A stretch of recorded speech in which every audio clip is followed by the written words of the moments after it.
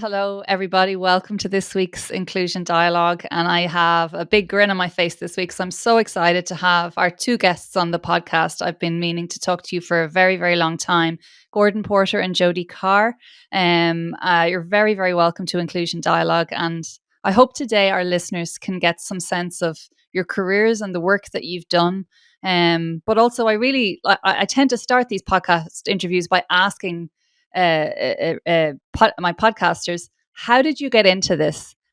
What made you work in this area of inclusive education, and what's inspired you over your career, and what's motivated you? And Gordon, would you mind if I fire that question at you at the start? Sure. Happy to do that. First of all, I started into this field when I was a regular school principal in elementary school, and I had developed some expertise in reading and uh, diagnosis of reading problems and learning disabilities. And then I got invited to be on the board of directors of the Peter Pan School that accommodated kids who weren't in public schools, almost all of whom we now call intellectually disabled, maybe kids with autism. We didn't use the language so much. They were just the other students. And so I became a volunteer, and it was a parent run school, partially funded by the government, but a great deal of the funding had to come through charitable work of the community. It was one of the main charities in the community, give money to the quote retarded children. And it's a long story, but basically from then on, I had a foot in both worlds. I worked in the school system. I became increasingly more involved with children who were having learning challenges, and I did that at the district level.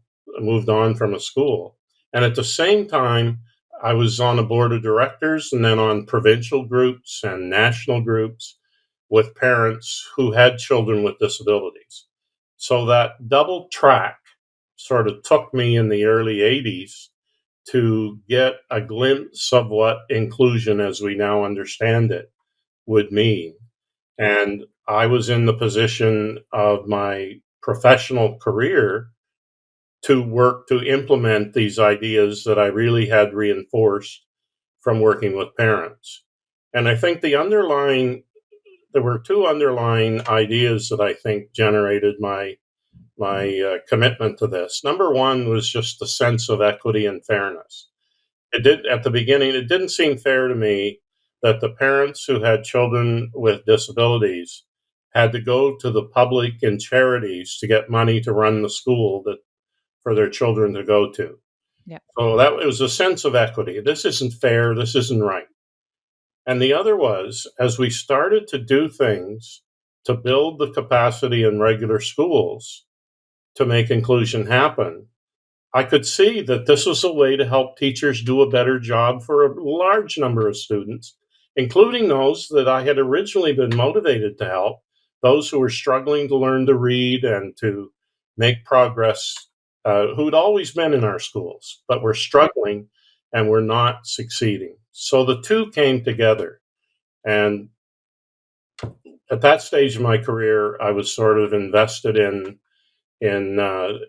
developing the practices that would make inclusion a reality. And can I ask, what was the appetite like? Was there a want or a willingness amongst parents, amongst school leaders, amongst school boards, amongst teachers for that, or were Well, you coming in with something new and innovative?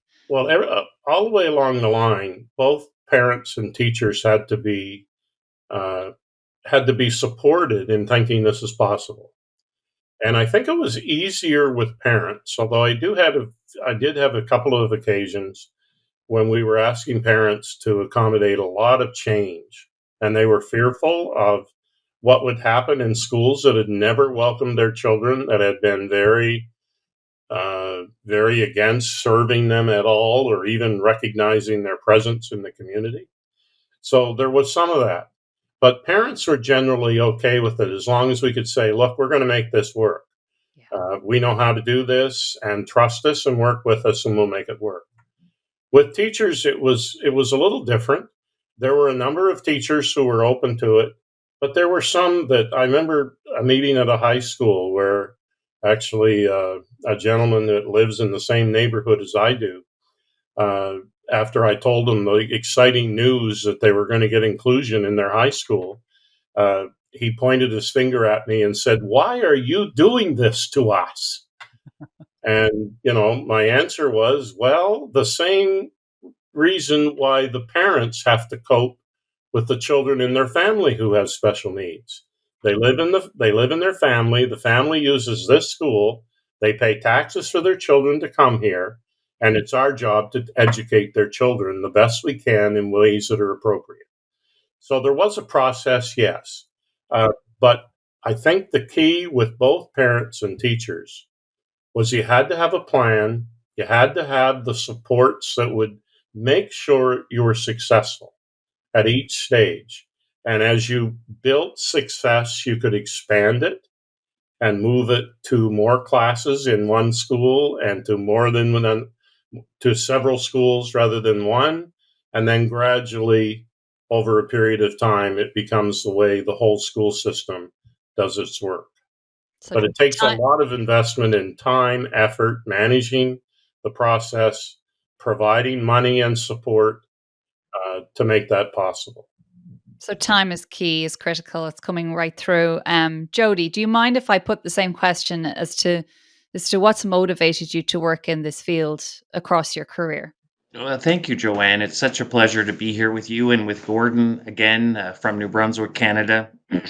I first really got exposed. I first got elected as a member of our provincial legislature at the age of 23. And just shortly after I got elected in 1999, um, two things happened. I married my wife, Krista, who was the provincial executive director of the Family Advocacy Organization. As well, we both attended in 2001 a week long summer institute that Gordon Porter hosted.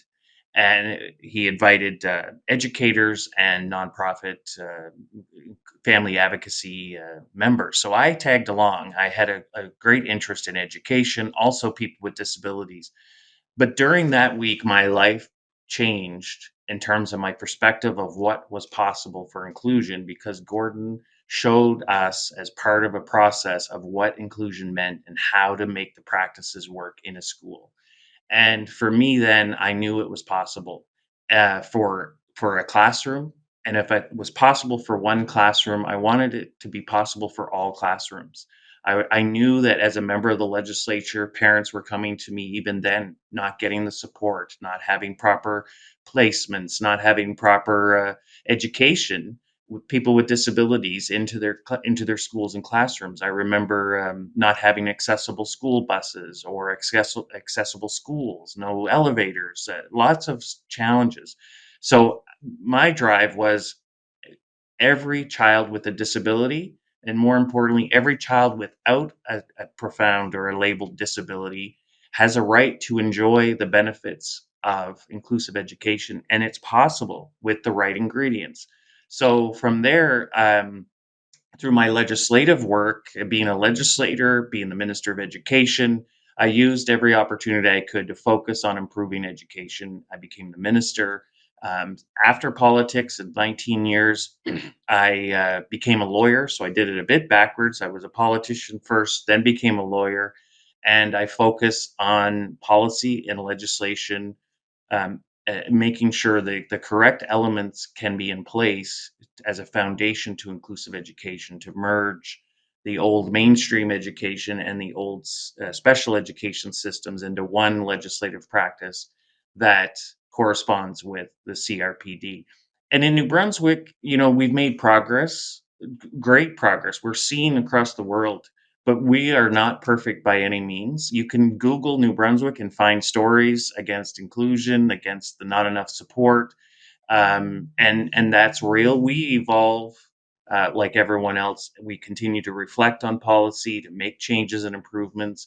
But there's sometimes a sense in New Brunswick as well that we're slipping backwards at times. As a lawyer, I hear from parents. I represent parents that still have challenges getting the support, and sometimes the attitudes of some people in the system it feels like we're going backwards as well. So we all share that vision and passion to keep going forward because we know it's possible, and every child has a right to experience the benefits of inclusive education.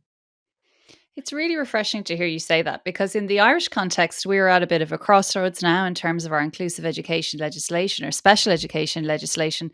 And as you mentioned, New Brunswick is cited at most of the conferences and meetings that I would certainly attend as being this, it's reached the destination. So I think it's really encouraging to hear you talk about you're still on your own journey. There are still challenges being met, attitudinal and otherwise. Gordon, can I put it to you in relation to systems that, and academics maybe like me, that get quite frustrated at the thoughts of systems going backwards and reverting back to more specialist provision when the narrative, or the policy narrative in particular, can often be on inclusive education and alignment with CRPD? Well, I'll just address it in terms of New Brunswick. I mean, I've been around uh, when children with disabilities weren't in school at all, and when children who were in school failed, dropped out, were put out of the system at a very early age. So the school system has changed significantly. And I think our expectations now are very high. And we expect, in New Brunswick, we expect every child to go to their local neighborhood school, be in a regular classroom with peers, have teachers who can effectively meet their needs in a class of 25 to 30 students. And this happens 5 hours a day, 5 days a week after week. And they're expected to be successful in dealing with behaviors, with any kind of learning problem, and so on. Now, the reality is the school system does not reach a point where it's excellent and it's going to stay there. Over a period of time, you have a continual change in the children. You have different expectations of parents. You have a change in the teachers. The teacher population changes. And the people who learn and practice something one decade, maybe half of them are gone in the next decade. So it's a continual rebuilding. You have to reestablish, rebuild the competency of the system to accommodate. And if you fall back in your support for the process, then there's a perception because the expectations remain high. But if the supports decline because maybe people uh, get the feeling that we've reached that point, we don't need to invest money anymore in supports or training for teachers, then you're going to experience this feeling that things aren't going as well.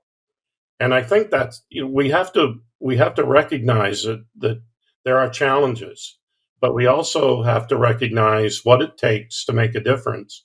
And I think that an optimistic, realistic attitude means that we try to build and go forward in an effective way and not be overcome by pessimism that sometimes I hear echoed here in this province and in other places. Okay. Things are not Point what they taken. were like 40 years ago. Yes. No, I see I get your point. I'm just drawing on something Jody said in terms of you seem to be quite instrumental in his own um, interest and kind of commitment to inclusive education. But that week long, was it a summer school you mentioned, Jody? Where you basically saw, if it can work in one classroom, can it work in others? Um, can you describe to listeners like what are like this is a huge question, Gordon. I recognize that. But what practices at school and classroom level, can exist in an inclusive system? Like, what have you seen? What have you witnessed? I suppose it's a question around what works, which I know is contested in itself. But what have you seen as to have worked? Well, originally, instructional practices that would incorporate students that had been part of the special education system were not well defined when I started into this inclusion, down this inclusion pathway. So we had to develop practices that bridge the difference between regular instruction with, quote, typical children and special education practices.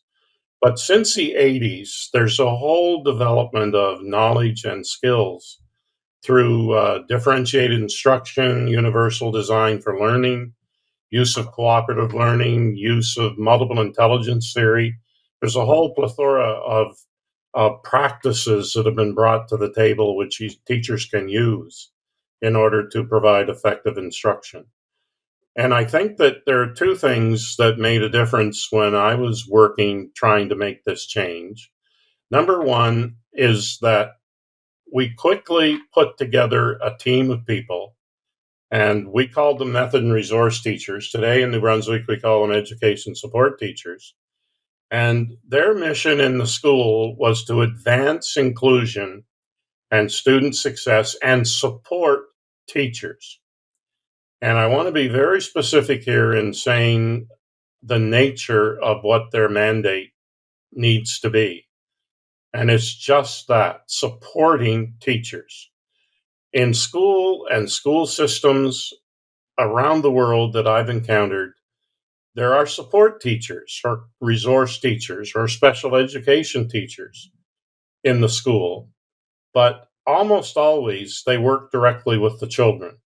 They don't work with the teacher. And I think that's a fundamental flaw in many implementation plans.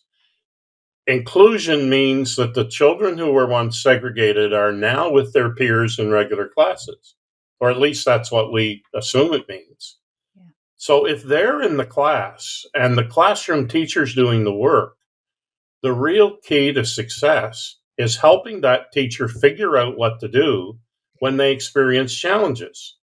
And that help has to be immediate, effective, positive, forward-looking, collaborative. And if you do that and do it effectively, then you can have success. So the next question that comes up is, who are we going to employ to be education support teachers? And my answer is very simple.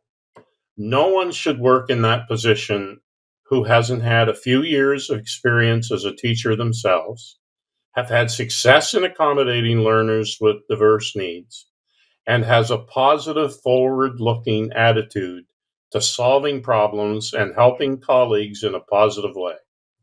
And if you spend your money on building that infrastructure of support for teachers, then you can have success. Now, will there be some students sometime who need something more specifically individualized? Yes, probably, but not very often. And exceptions need to clearly be exceptional, not routine. You don't set up a special program and then find the 7 children in the school out of 500 who fit into that program. The accommodations need to be individually prescribed and provided for. And if you invest your money in supporting teachers like that, then I think you can have success. And too many times we see support teachers or resource teachers who are fresh out of university. They've been trained by an academic, maybe like you, and they know a lot, but they have no experience. So they come into the school, they're given this position, and they're expected to go out and help the teacher who's been there 15 years deal with the most challenging situation they face. Yeah. And the usual answer is, let's take the child and do something different, or let's put an educational assistant in who will just kind of one-on-one work with the student. And that's not inclusion. The investment in support needs to go to supporting teachers. And one final little thing, I know I've been talking too long here, but one of the key elements in making this support teacher function work effectively is often overlooked. And I want to share something that we did when we were transforming the role of the special education teacher and the traditional pull-out resource teacher in our schools. First of all, we started to identify experienced, competent classroom teachers to take on the role. We recognized that they didn't have all the knowledge and skills they might need. So we began a process where every other Thursday afternoon, all of those teachers came together And my team and I developed and carried out a training function that started and went on for 10 to 15 years. Near the end of the time period, we switched to 1 day a month because the travel would just made more sense to come for a full day. But the point here is that these folks were being trained to go into their schools, have full confidence in what they did for work, how they could effectively support teachers, how they could work with parents and with their administrators, and to create the conditions where inclusion could work. And when they came together every 2 weeks, they could help each other figure out solutions to problems. And the problems usually had very little to do with students and had more to do with working with classroom teachers and school principals on how to create conditions for students to have success. And that's a key thing that I think that cannot be neglected. If you put people in this position where they to move from special education to supporting inclusion, you have to develop a support backup that's regular, sustained, and focused on building the skills and reinforcing the skills so that they can have success in working with teachers. I love that, Gordon, I have to say, because, initial teacher education, professional learning for teachers is often cited as this is where the problem lies, but it's still cited in a way that it's how we can help them help the children rather than how we can actually support them in their role. Um, thank you for kind of fleshing that out for us. Just while you're talking there, it's just probably in relation to research that have been carried out here in Ireland, but school leadership, the role of the principal, it just comes up again and again, is that if that's there, if there's a vision for inclusive education at the top levels of management within a school, inclusion happens everywhere. It underpins most of the decisions made in the school. Has that played out in your experience? Well, in my experience, there are two aspects. One is you try to build and support people and provide them with the wherewithal to have success, and you invest in that, and you have training workshops for principals and bring in outside experts to give them key understandings. But there comes a point where school principals, school leaders need to understand that if, in fact, the school authorities have said, we're going to practice inclusion, then that's what we need to work toward. There's a point at which it should not be optional to say, well, I'm just not, I don't believe in inclusion. I'm not going to do it. And in Canada, some of the most significant legal cases we've had were generated in situations where a child went to school and was accommodated successfully in kindergarten and grade one. And then the grade two teacher said, I don't really want to do this. So the principal said, well, fine, we can't do it. And when the parent challenged it, it went on and went to court. Like, that is not something that should be permitted by either teachers or principals. Once a community and society and our political leaders, hopefully using good principles and good decision making, say this is the way we need to move, provide support, provide training, provide all the accommodations you can. But at a point in time, people simply have to do what the system says is needed. And that's leadership. Like, leadership in words is not enough. Leadership in written policy is not enough. There needs to be sustained training and building of competence, and then an expectation that people do it. Yeah. Just do it. Just Seems do to it. me that's a phrase somebody's made a lot of money on. It certainly is. And thanks for talking that through with us as well. You have a great way to make things that sound quite complicated put very simply, where there's just no arguing against it, right? Jody, do you mind if I move on to you? And you're really nodding at what Gordon's saying there, but um, uh, at the moment in my own work and in Ireland, I'm doing some work with South African colleagues actually around the policy development, inclusive education policy development process, what that looks like, what the barriers are for policy makers, but equally for politicians who have to stand front and center and present these policies to the electorate, parents and students themselves. I'd love you to talk a little bit about your experience working both sides of the fence, I guess, right? So we've got the politician piece and the policy piece, and now in your career as a lawyer. Could you talk to us a little bit about that whole process, and I suppose what makes that work seamlessly so that you get buy-in from all the stakeholders involved? You can see how how magical, I guess I can describe it, listening to Gordon and how that week-long institute would inspire me. If we've heard Gordon just for a few minutes, imagine spending a whole week. And as you said, it sounds so simple, but it's so hard. But it's Yeah. that same ingredient from 30 years ago. That's those same elements are there today that can be espoused upon. And what I would say about political leadership around policy and the politics of elected and moving the bar forward is you can't do it alone as a politician or any one actor within the system. But what was important for me was to keep building my connections with Gordon. And while I kept moving forward in pushing for change in policy and legislation, I knew I had Gordon there and families and advocacy organizations and others. And having that key connection to the practical, and then it gave me the the support, I guess. It gave me the courage to move forward with additional changes that were required. And so I recommend everyone, every political leader, any change agent, to have a team. And my team involved clearly at the forefront Gordon Porter from his experience, as we could tell. It just helps for sure.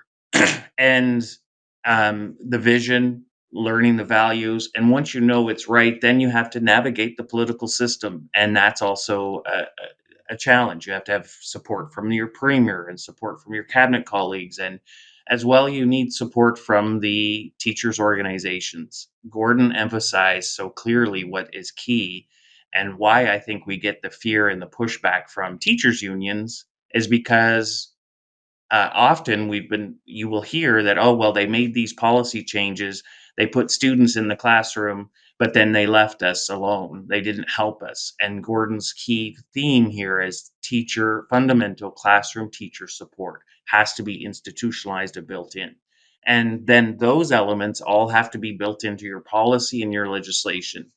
Um, so and it's an ongoing process. So whether the practices are ongoing and learning, but so is policy, so is using policy and legislation as the impetus for change. It doesn't magically fix everything, but it is important because it gives us a standard to build on. And can I probe that a little bit further? So another question that we get here, again, I mentioned Ireland is we're in a state of flux at the moment, and there's real decisions need to be made and are going to be made, hopefully.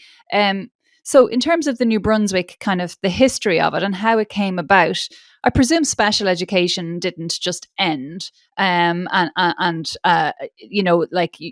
know there was legislative rewording, legislative change at the time, but can we talk maybe a little bit about the time element with that? And by the sounds of it, Jody, you armed yourself with the stakeholders quite closely around you, so you weren't unaware of the issues that they were being faced with on the ground.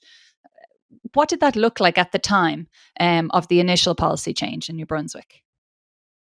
Well, I would defer to Gordon from this historic part because there's legislation and court challenges and the collaboration, and you're merging basically. Some people say, "Oh, well, we have special education teachers, we can bring them into the mainstream schools and they can support students in the schools." Well, Gordon has said it's a different system really. It's changing the mainstream and changing the special education, and it's a change in thinking for everyone, which makes it even more daunting and challenging. But it's evolved over that kind of, you have special classrooms and then you have then maybe more integrated classroom settings. But Gordon, really, you can talk about the early changes. When I got involved, in my opportunity as Minister of Education. It was to put in place an actual policy of a lot of the practices that were already happening. But by putting the policy in place, it allowed for deeper reflection and a review of our practices. And Gordon would have said and has said that when he reviewed our as a senior advisor on this team of mine, he said we have a wide variety of practice still. We need to narrow that practice to the better practices, the best practices. And it allowed for an opportunity for that reflection and that change, that move forward. Gordon, do you have Mm. other thoughts on that? Maybe Joanne or Well, going Um, back before Jody's day, uh, I'll just try to list off a few of the key things. The first was New Brunswick's system was very underdeveloped. In fact, some called it primitive. Like we did not have a well-developed special education system. For kids with significant disabilities, it was all based on parent and community initiative. If a town didn't have a parent group that formed and set up and applied to government to get some support for a special school, it didn't have one. So that was the reality in the 50s, 60s, into the 70s. By the 70s, people started to say, well, maybe this isn't really okay. And by the late 70s, there was attention given to how we can kind of address that. By 1980, there was a feeling that we had to have public education authorities assume this responsibility. And that started to happen. And then Canada adopted our Charter of Rights and Freedoms in 1982. And that was a big struggle. It was resisted by many. But when it came into effect, equality and equity was highlighted. And progressive systems, and I think in New Brunswick we were to a point, our premier was one of only two premiers in Canada who supported Prime Minister Trudeau, the first, in bringing the charter into effect. So he was sort of on the hook that you supported this, now let's see you follow through and transform our education system so equity and equality prevails there. So in 1986, the basic policy was that kids should be able to go to school with their peers in regular schools and classrooms to the degree practical, or practical. And it was interpreted that that means we evolve towards what we now call inclusion. In those days, we called it integration. And gradually, the system started to change. In the 80s, we had a large children's institution where 300 to 500 children had been sent away from their families, essentially cast off from the community completely. And that was closed in the mid 80s. It was a long process. It was controversial. And, many people said, well, it means we don't support these children by closing the institution and sending them back to their communities with their families. But of course, that was a rather convoluted way of thinking about how you're supporting children. So gradually the evolution developed. And I think that New Brunswick got to be a leader because we had so much ground to make up that moving from the mid 70s to the mid 80s, we looked at where's the best information? Where are the best practices that research has shown about how to accommodate learners who have special needs in regular schools? And there was a little bit of evidence of that from a few places in the United States and in Canada, in particularly Catholic schools in southern Ontario. They didn't have a fully fleshed out system, but it was much better than anywhere else in the country. So New Brunswick sort of picked up on that and made the changes. And because we had a system that was relatively undeveloped, we were able to move faster and more effectively because we had fewer entrenched stakeholder groups who resisted change and argued against it. And we had groups of psychologists and pediatricians and all kinds of people who said this is a terrible idea.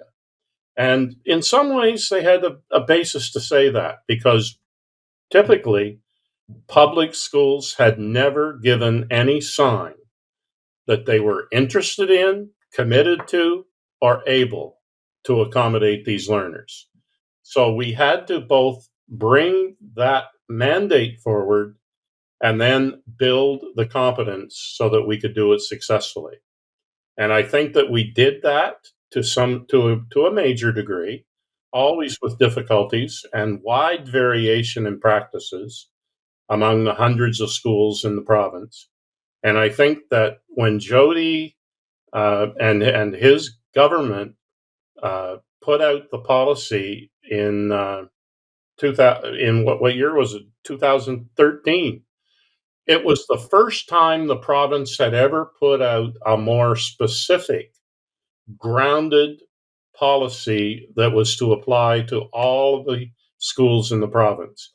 Prior to that, there was this high level legal kind of mandate, but there was very little in terms of the province saying these are the things essential in order to achieve that. Each district had been allowed to develop its own variation in how that would be done. And that's where the point that Jody made a few minutes ago about the range of practices being wide and needed to be narrowed is really relevant.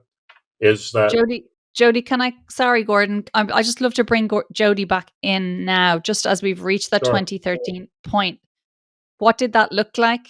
What were the main barriers? And I suppose during your time as minister, what what what good practice did you see, and what made it work? I guess.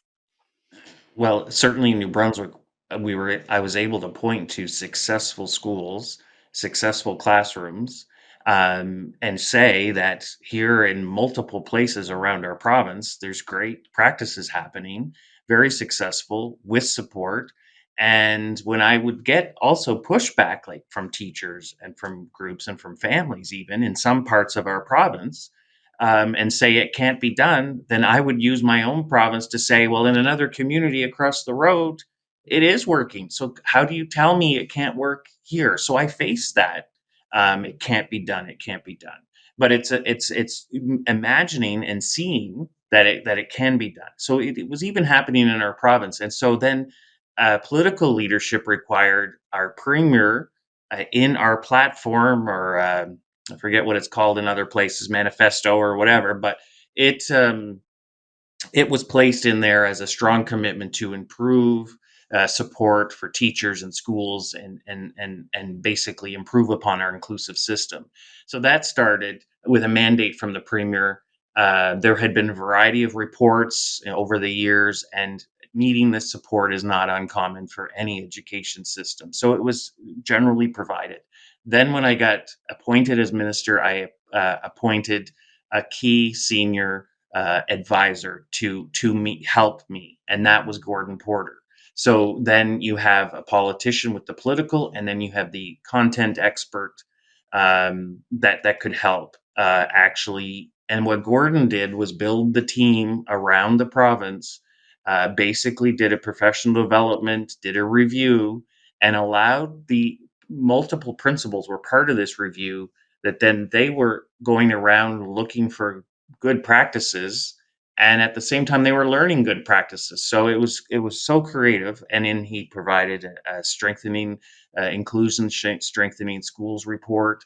And um, and then it says these are the elements you can follow to narrow that practice and provide the support. It required, I guess, those were the main elements in terms of the mandate, and then the leadership. And we knew there were going to be hot spots. We still had to. We found as part of the review there were special classes, there were units, there was variation of calling something inclusive when it really wasn't inclusive. We saw where you Yes. might put a student in a classroom with their desk turned and a curtain around the corner of the classroom. That's not inclusion either. So we said, No. okay, um, and then we just could build the support to keep making that change.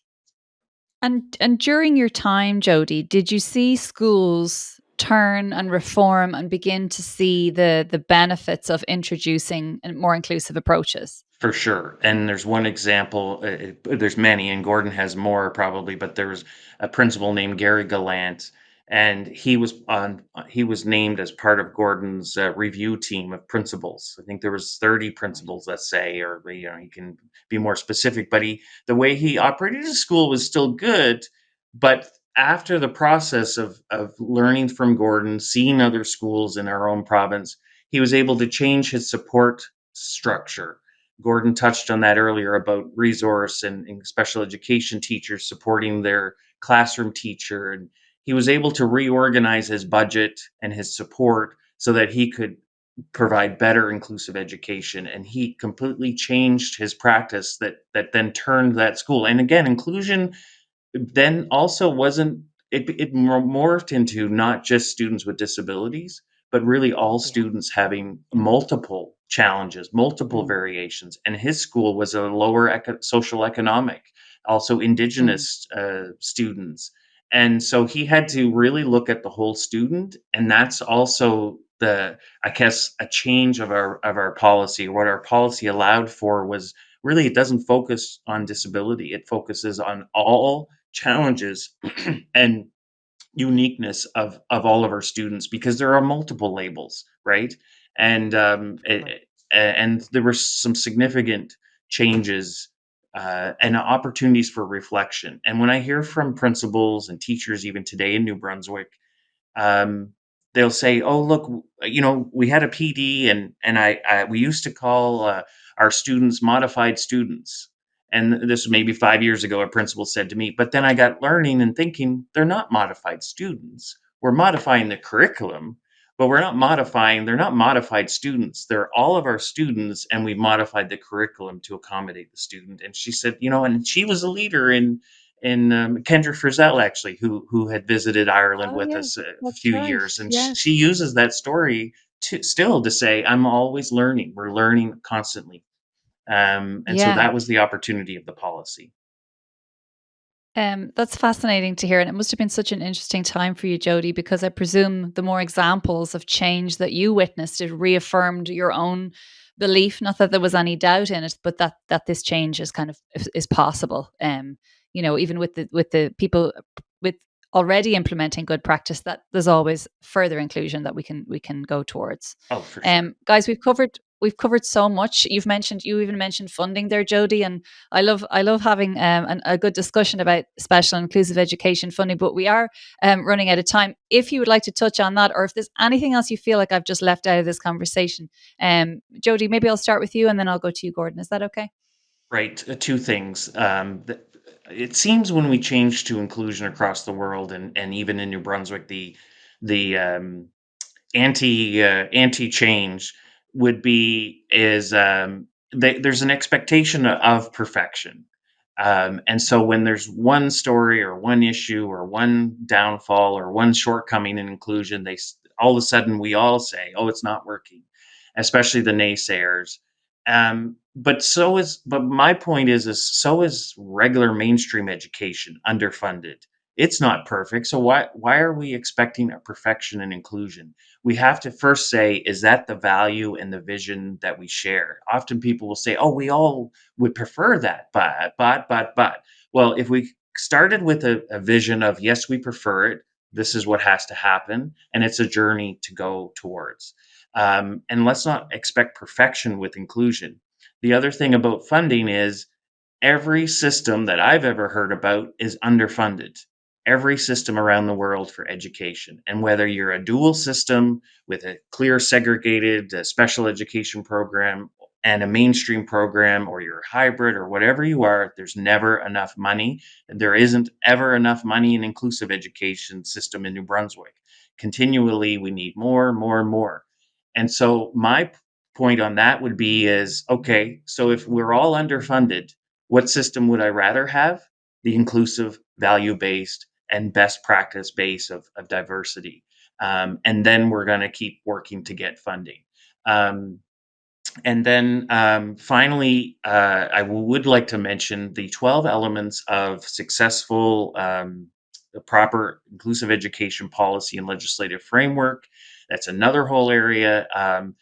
We've worked under Inclusive Education Canada to develop 12 elements that could be a whole session on its own, and are available Can on you the. give us a flavor of what that is? Yes, well, let me pull them up. So as opposed to trying to memorize them, I pulled them up here. Well, basically, the Sure. very first one is every child has the right to education that is mandatory and free for all in their neighborhood school. These all are in line with the Convention of the Rights of Persons with Disability, and they need to be found within your legislation or your policy. There's Okay. general protection of human rights. There should be a statement as well that the Ministry of Education is responsible for education for all students. In some countries, it falls under social services or the Department of Health. You should have an anti-bullying statement, coordinated integrated services. But by and large, you have to have a presumption of the classroom first, you support for teachers, and then any Mhm. just any variation or removal and flexible has to be justified based on the needs of the student, as well as no labeled disability, but personalized learning plans, and you put those into your framework monitoring funding. So there's some general elements, but they're articulated on the inclusive education canada.ca website that people could refer Amazing. to if they want more information. Yeah. So governments, Irish ones in particular, could possibly see just. I suppose what you've done is you've mapped the CRPD onto more specific um, provincial or national level policies. Would that be a fair That is, yeah, understanding of it? that is, Yeah. and I Excellent. through my legal research over the years as a law student and our disability legal center in Toronto, Canada, and with the work of Gordon, Inclusive Education Canada, reviewing some of the UNESCO or UN and other type of model pieces of merging those in based on research to say there's 12 essential elements that need to be in law or policy if you want to conform to Convention of the Rights of Persons with Disabilities. And they then you can flesh out more individual details of how that's worded, but you should see these things in legislation and policy to be able to then say that you're CRPD compliant. Compliant. Excellent. Thank you so much for that, Jody. I really appreciate that. Gordon, do you have any parting words for our listeners, or do you want to point them to any research that you've undertaken or is currently ongoing, or anything else that you think they could find out more information? Well, I think that we need to be positive, forward looking, and understand that inclusion is not about changing special education into a different form. It's about making sure that regular, typical neighborhood schools can accommodate and provide effective instruction for all the children in the neighborhood, all the children who would naturally attend that school. And if a school is an excellent school, it should be able to do that if it adopts and implements and sustains best practices that can support teachers who then in turn can support students. And I guess what I would offer to folks is to check out Inclusive Education Canada, our website. It's going to be undergoing change soon, and we're actually developing a new website that'll be launched in September called Source for Inclusive Education, and it's a rather comprehensive website generated by Canadians, and it's intended to be what we're describing as a foundational basis for an understanding of inclusive education. We're not trying to take the place of academics and professional trainers at universities like yourself, but we are trying to provide a kind of foundational level of knowledge about what is inclusive education, how does it work, how do we make it work effectively, and what are some of the challenges that need to be addressed. So that'll be coming out in September, and I think finally I would just say that the fact that you're doing this podcast and there are other people doing similar work all around the world. Here in Canada, when we started down this path in the 80s, there might have been 4 to 5 academics who were engaged in anything we could now call inclusive education. And now almost every academic who works within this sort of field is clearly writing, working on inclusive education and how it can be done. We have a couple of dozen of them who are members of what we call our network of associates. And the majority of them are professors and teacher trainers and academics. So the generation of knowledge about inclusion, how it works, and how to do it effectively is head and shoulders ahead of where it was in the past. And I think that's one of the reasons that we can be optimistic that newly trained teachers can have the knowledge and skills they need if they have support to make inclusion a reality in our schools. Amazing. Between the two of you, we've gone from high level policy development to a teacher going into work in the morning and how they include every child in their classroom. So I just can't think of a nicer conversation to have had. Thank you both so much for giving up your time. And I really, really enjoyed that. And I'll put on the show notes any links to any of the stuff that you've referred to in this chat. But thank you very much, both of you. Thank you. Thank you, Joanne. You're doing great work, and it's great to chat with you again. Thanks, Jody.